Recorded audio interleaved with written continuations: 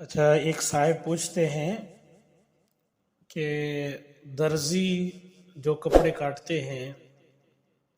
ان کے ٹکڑے بچ جاتے ہیں،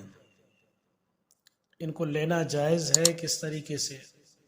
ان کی دو صورتیں ہیں میرے دوستوں گناہ سے بچنے کی، کیونکہ یہ ملکیت تو انہی کا ہی ہے نا جنہوں نے کپڑا دیا ہے آپ کو، آپ کی تو ملکیت نہیں ہے نا، آپ کی اس میں کیا ہے، مزدوری ہے۔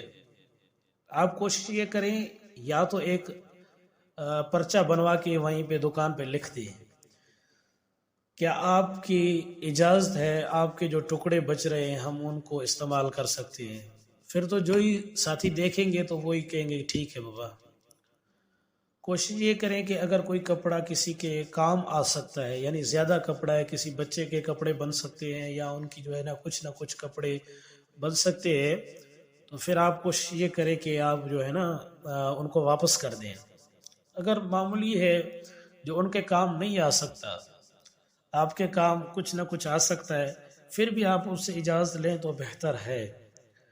لیکن کوشش یہ کریں کہ آپ ایک پینا فلیکس بنا کے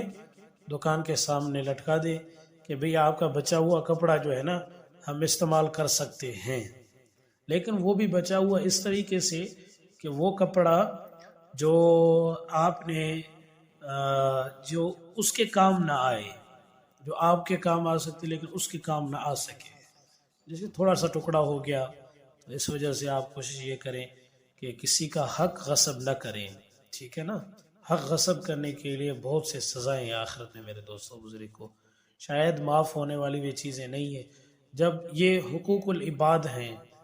یہ بندے کا حق ہوتا ہے، اگر بندہ معاف نہیں کرتا تو اللہ تعالیٰ بھی معاف نہیں کریں گے میرے دوستوں بزرگ کو۔ کوشش یہ کریں کہ پرہیز کریں، یا تو آپ اجازت نامہ لکھا کے اپنے دکان میں لگا دیں تو بہتر طریقہ تو یہ ہے۔